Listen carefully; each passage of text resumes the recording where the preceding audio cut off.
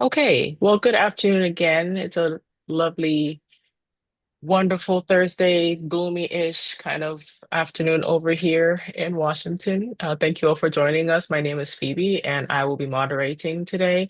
It's my pleasure to introduce you all to Francisco, who is one of our wonderful therapists here at 253 Therapy and Consult. And so I am going to hand over to Francisco. And in the meantime, please remember to stay muted. You're welcome to turn on your camera if you'd like to, or you can keep it off. All right, Francisco, you ready? Yeah. Okay, and I will also be monitoring the chat just in case people have questions or any thoughts. All right, Okay. thank you. Awesome. Over to Thank you. you. Okay. Let's see. Okay. Here we go. Oh, oh, give me a second.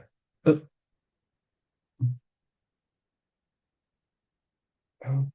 okay. Okay.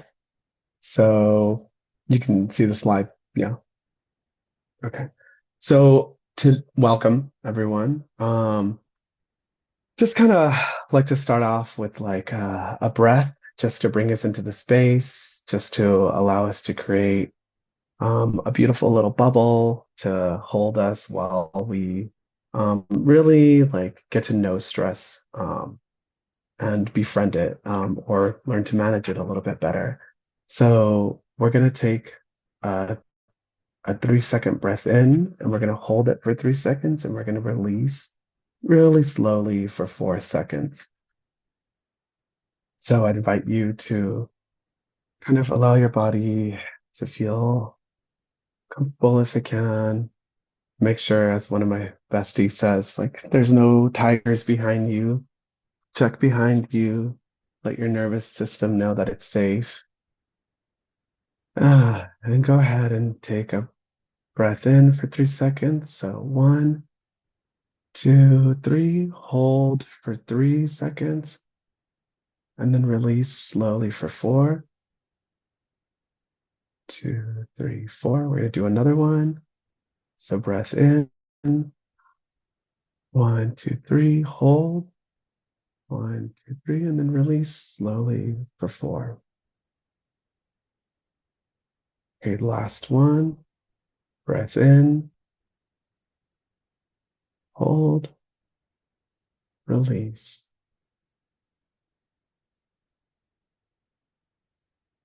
So, welcome. If you had a chance to pull something up to take notes, I'd really invite you to take notes outside of the chat. That way, you have a place to save them and to reflect on them. A lot of what we'll be doing here will be used right away. So it'd be the chat kind of goes away. With that, I'm going to go ahead and get started. Oh, okay. So I want to talk about like what are some common causes of stress. Um, but I also want to give you all like a minute to kind of think about this and write this down for yourselves.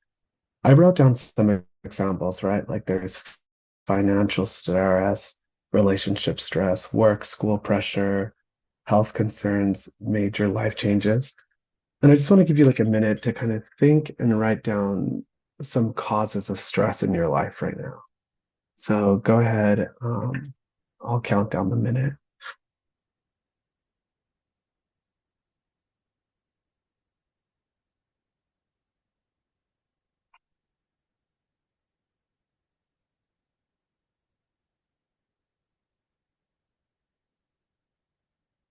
A few more seconds.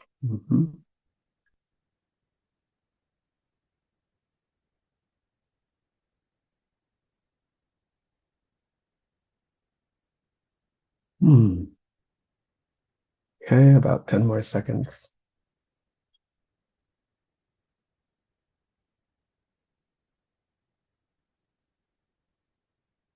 Okay, yeah. So now let's move on to like signs and symptoms of the stress. A lot of times this can show up and physically it shows up like as headaches, fatigue, insomnia, emotionally, it could be anxiety, irritability, nuestras palabras en inglés son difícil, depression, behaviorally, the stress will act in a way. Often the body's trying to like let us know what's going on. But let's be honest, no one in any society really gives us a how to be human 101 course. So we kind of learn about our stress and our symptoms through the way that it behaves and it shows up. So it could show up as like overeating, substance use, social withdrawal. These are just some examples. Again, I'd like to invite you to write down like how these stressors are showing up for you. So I'll give you a few seconds to work on that.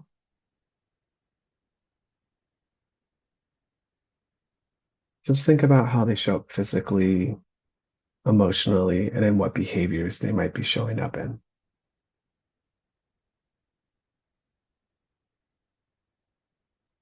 Okay, about 10 more seconds.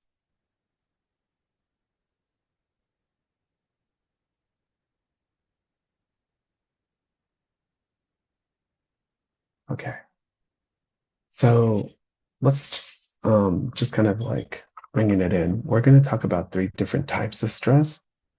Stress, as a definition, is the body's response to anything challenging or demanding.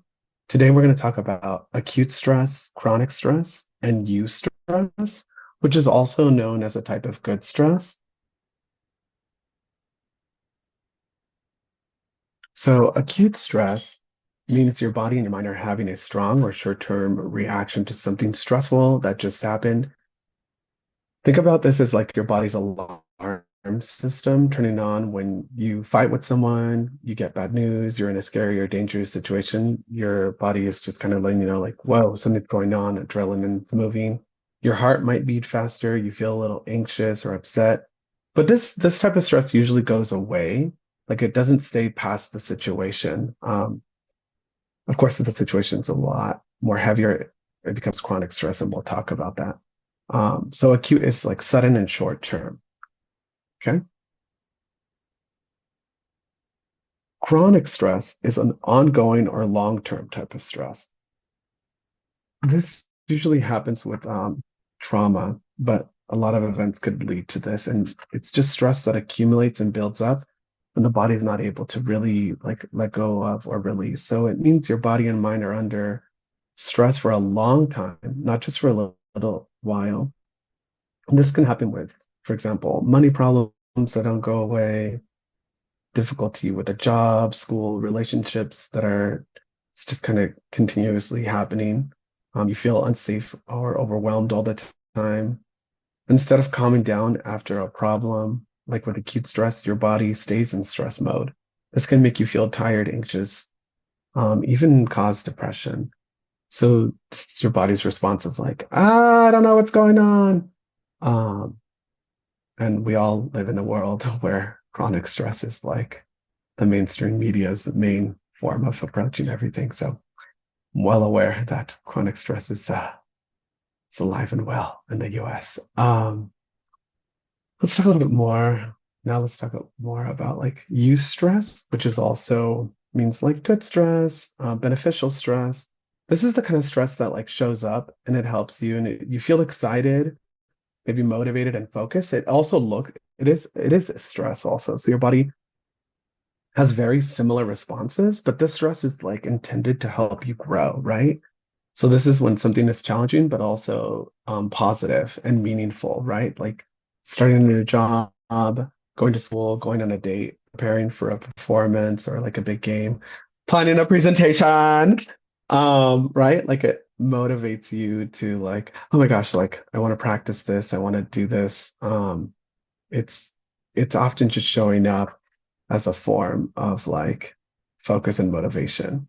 And then, like I said, it pushes you for growth. We'll go deeper into this in the next couple of slides. So again, it's either beneficial, psychological, or emotional. Okay. Let's really take like a minute here to kind of identify like triggers that are being caused by stress. So we earlier you wrote down some of your stressors. You also wrote down like how they're showing up in your body.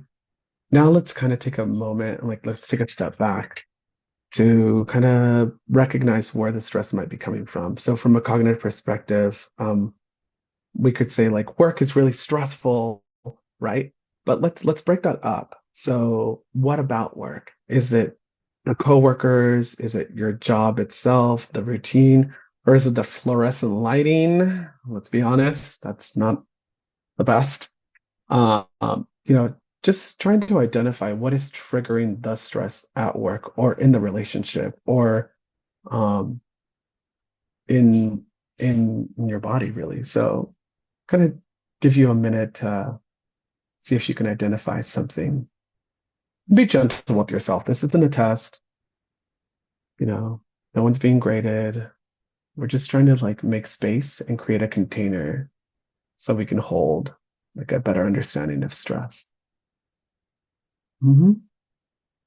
So I'm gonna put there 40 seconds.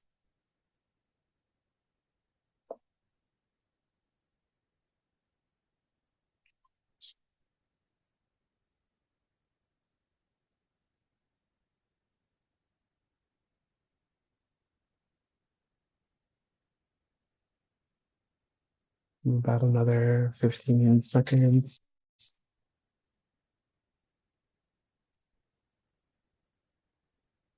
Also, it's not my intention to cause stress by naming down the clock, but just to kind of let you all know where we're at.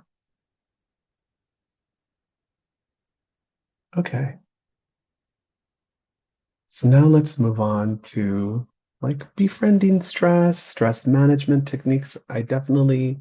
My intention for these like luncheons, these luncheon presentations is to talk about a topic, mental health, and give some tools right away that you can take with you, um, so that you can kind of understand, analyze, and like process. This is by no means like individual therapy, right? But this is really just a lot of this information is accessible outside of this space.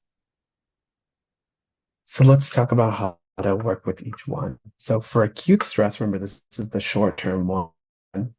Um, a lot of a lot of practices involve like deep breathing, like what we did at the beginning, the 3 breaths in, holding it and releasing, grounding exercises like the 5, 4, 3, 2, 1, which is really moving our nervous system into something around us. So looking for 5 things we can see, 4 things we can like touch, and then 3 we can smell.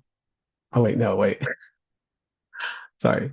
Yeah, 5 we can see, 4 we can touch, 3 we can. Oh my God. Okay. BYD, welcome back to this one. This is my stress showing up like, did I make a mistake? And that's okay. I want to welcome it and allow it into the space right now. It's okay to make mistakes. Um, let's move on to the next one. Sometimes with acute stress, it's just like taking a step back, stepping away from the situation, like I just did right now with the 5, 4, 3, 2, 1 technique. Started to get anxious, and instead of getting stuck on it or making it better, I took a step back from it. I was like, you know what? It's okay. I made a mistake on that one, and I'm okay with that.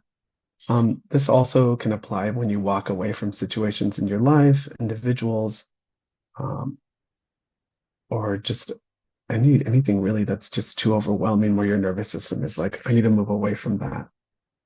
Another approach for acute stress is talking it out with a friend or a therapist or journaling. Um, there is self-talk therapy, but that's also with the therapist. Physical movement is really great for stress, for acute stress, especially after an event happens. Our bodies are filled with adrenaline, different chemicals that are pumping through the nervous system because our body can't tell the difference between like there's a danger and this test like holds my future, right? So a lot of things get built up, and just with physical movement, it helps it move out of the body. Something I really enjoy doing is just shaking it out. I invite you to just kind of move your body, allow it to shake. Think about when you were little, if it was safe to do so and you were able to just kind of how we moved around to different beats. It's really just tuning back into ourselves. So physical movement is a big one. Sleep and hydration, I think that one's easier said than done, right? Like having access to clean water, of course, and then not being stressed out so much that you can't sleep. So that one does make a difference, but I understand that one has a lot of barriers itself. So again, the goal of these is to help your nervous system regulate and return to normal after something has happened. Some therapeutic approaches that therapists will use around this is somatic experiencing. So this is really just teaching body awareness, settling the nervous system, even something as simple as like, how does that feel in your body? Where do you feel it in your body? What we just did by looking behind us to make sure there was no tigers. This is a somatic, like being with the body, right? There's also breath work, which is a very intentional form of meditation. Sorry, like maybe that could be another little luncheon we do, like a breath work exercise. Also, therapists will use narrative therapy to processing the story and regaining control around what's happening or what happened. These are just some approaches. Okay, let me hydrate. Okay. So chronic stress. So some treatment supports for chronic stress. The goal is to break out of the cycle of stress and help the body rest. So this is a big one is a daily routine. I really want to emphasize how gentle and flexible you want to be with this routine because it does revolve around sleep, meals, breaks, exercise, even just standing, moving if with like able-bodyism, just but we want to be really careful that we're not so strict with like I have to go to bed at this time.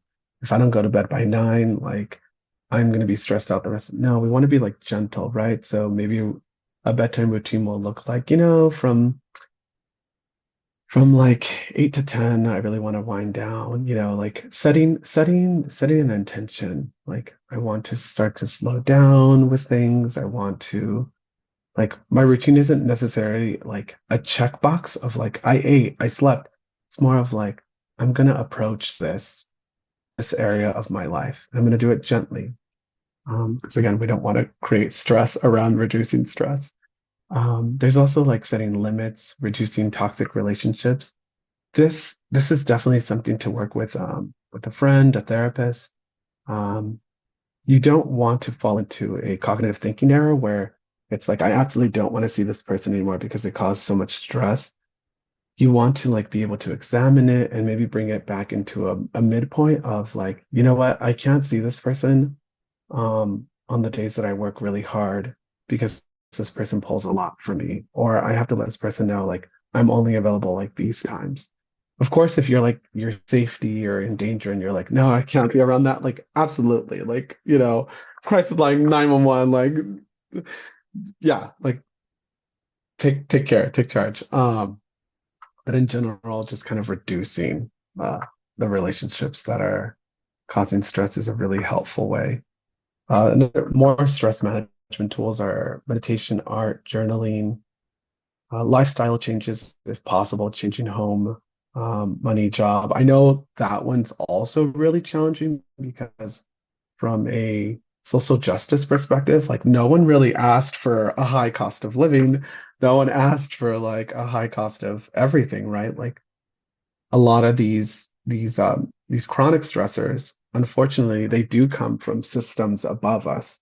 I am very much like aware of that a lot of these are happening because of the system we are a part of, right? Where it doesn't always take into account like holding individuals or holding, let alone like the nervous system, right? There's this mentality of like you gotta like push really hard to get a bunch of stuff and a lot of that's like the system and it turns into beliefs. That's a whole nother conversation that I won't go too much deeper into, but maybe for another luncheon.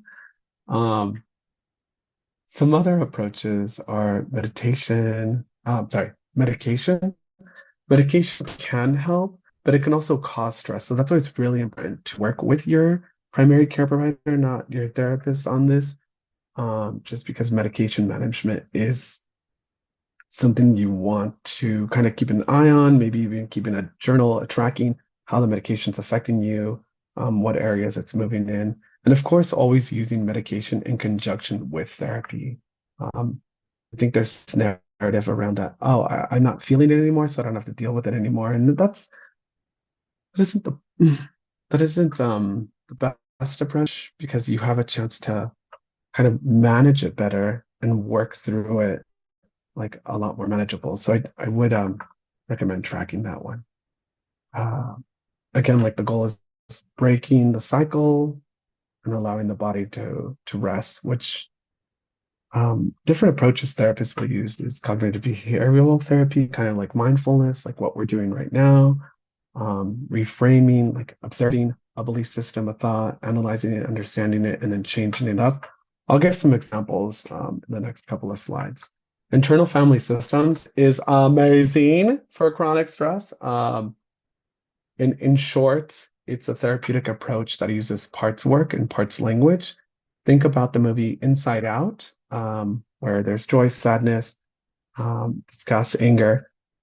There's parts of us that show up, right? Like there's the part of me that's like a son to someone. There's the part of me that's a therapist to someone. There's the part of me that is a partner to, oh wait, an ex-partner to someone. These parts are still like intertwined within us. And internal family systems is a way to approach this so that we're able to separate things as opposed to looking at them like all at once. Like, oh, Francisco, because you're stressed at school, it means that all of you are stressed. And it's like, actually, no, it's just my school smart part is stressed. So how can we work with that? So it moves us away from a single mind to a multi-mind. So that approach is great. More on that, Google. Anyways, somatic therapy is also really great. Dialectical behavioral therapy. I'm pretty sure that was invented at the University of Washington. This is really, really great. DBT in itself, mm, like as a modality, is pretty intensive. However, the tools are accessible. They're free online. They're on YouTube. This is all public knowledge. Um, Typing in DBT skills, it will give you a set of a ton of different skills that you could use. My recommendation is work on one a week. That way you can really cognitively process it and practice it. And that way you continue to build on it as you get other skills. Maybe a DBT luncheon. God, I'm really like digging these. I want to do more. Anyways, moving on to use stress, the positive stress. Uh, there treatment isn't really needed for this. Also, insurance companies don't always like to cover positive psychology, which is a whole nother thing. But like I said, it's usually not needed, but it does require a good balance, right? It does require, it's very important, like managing it with time, for example. Like you don't want to go on a date, take a school exam, apply for a job, like all in the same day. Like, because each one of those stressors like requires like thought, focus, attention. And if you're adding too many things that are making you grow, things might start to feel and turn into stress. I'm going to give some more examples of this. Um, let's see. And like I said, I want to stick a little bit with the good stress because often we don't talk about it enough. Stress does get a bad rap. So here's some examples around that, right? Just to kind of cognitively like separate and recognize what's going on. So say like public speaking, like the good stress is like you feel nervous but excited, your heart is racing a little, but you're prepared and ready, right? Afterwards you feel proud and energized. Like the thoughts that show up with this one are like, I'm scared, but I know I can do this, right? It's like I'm scared is like I'm acknowledging the feelings in my body, but I know I can do this because of like the work that I put into this, right? That preparedness, that like reviewing the slides beforehand. De-stress, like being in stress though, looks more like you feel panicky, your mind goes blank, you want to run away or cancel. Afterwards, you feel embarrassed, shaken, or down. And the thoughts that are showing up for this one are more, I can't handle this, I'm going to mess up. So really pay attention to the thoughts that are coming around, which is why reflective, like um, journaling, is a really great approach. If you're not at that somatic state of like recognizing the body, recognize the thoughts that are showing up. We'll go deeper into this.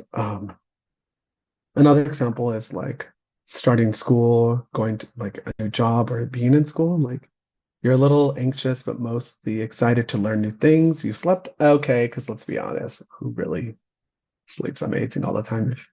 Sleeping Beauty, I don't know. Anyways, you feel hopeful. This is like a and the thoughts usually are like this is a big step for me, but I'm ready.